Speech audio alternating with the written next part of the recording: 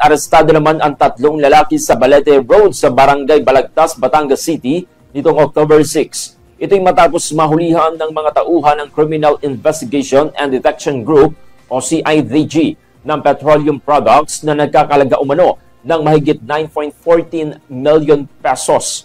Kinilala ang mga suspect sa alias na Ed, Sama at Sid na ngayon ay naharap sa kasong paglabag sa Presidential Decree 1865. Laban po yan sa illegal na bentahan at distribusyon ng langis. Alaman kay CIDG Chief Major General Robert Alexander Morico II, nahuli ang mga suspect habang isinasagawa ang illegal na gawain ng 2 fuel tanker na may lamang 26,000 liters ng diesel, 10,000 liters ng unleaded at 4,000 liters ng premium. Ang operasyon ay sinimulan matapos magreklamo ang mga residente hinggil sa umano'y fuel filtering sa lugar. Patuloy naman ang panawagan ng pulisya sa publiko na i-report ang anumang iligal na aktibidad sa kanilang lugar.